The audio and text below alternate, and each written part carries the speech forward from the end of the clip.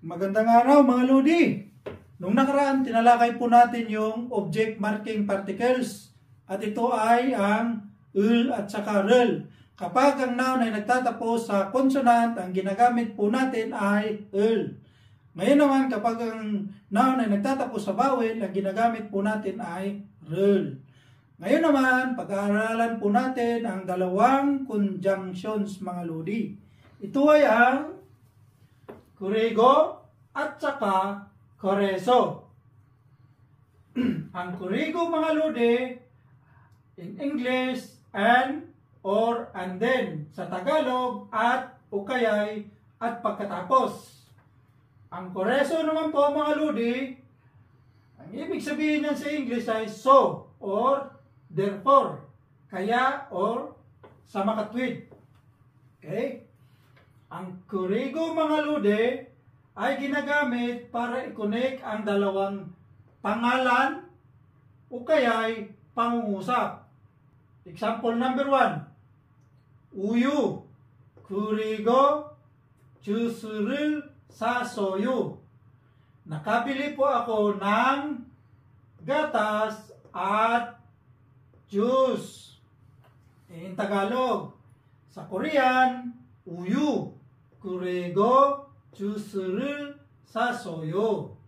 Ano po mga lods? Example number 2. 주비 씨는 똑똑해요. 그리고 예뻐요.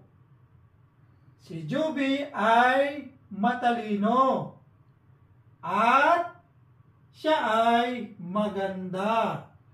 Ang maganda sa Korean ay 예뻐요. Okay, si Juby ay matalino at siya po ay maganda. In Korean, Juby 씨는 똑똑해요. 그리고 예뻐요. Okay?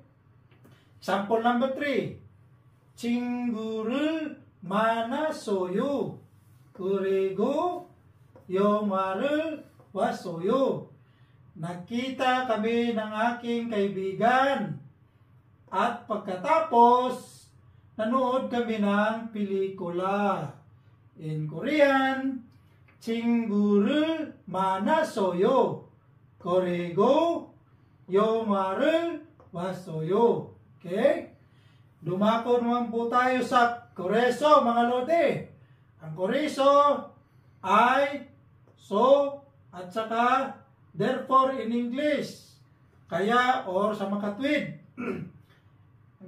Koreso indicates cause and effect o sanhi at bunga. Example number 1.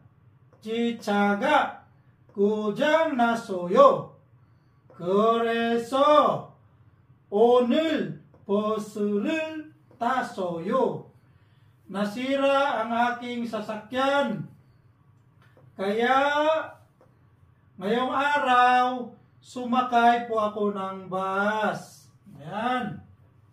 지차가 고장 났어요. 그래서 오늘 버스를 탔어요.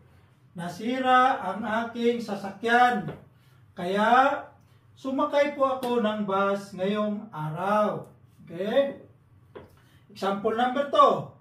저는 커피를 좋아해요. 그래서 매일 아침에 커피를 마셔요. Sa Tagalog, gusto ko ng kape. Kaya umiinom po ako ng kape tuwing umaga. Yan po mga lods. In Korean, 저는 커피를 좋아해요. 그래서 매일 아침에 커피를 마셔요. Okay? Number 10 naman po tayo. Example number 3. 김치는 맛있어요. 그래서 김치를 많이 먹어요. Ang kimchi ay masarap. Kaya kumakain po ako ng maraming kimchi. In Korean, 김치는 맛있어요. 그래서 김치를 많이 먹어요. Yan po mga Lodi.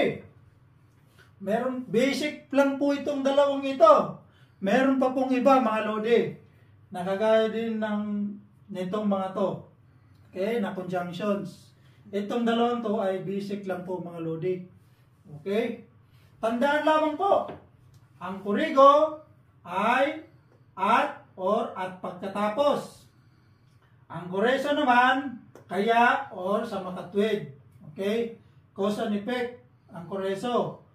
Ang kurigo naman po ay ginagamit para i-connect ang dalawang nouns, pangalan, o kaya'y pangungusap. Yan lang po mga Lodi. Maraming salamat po sa inyong panonood. Bye!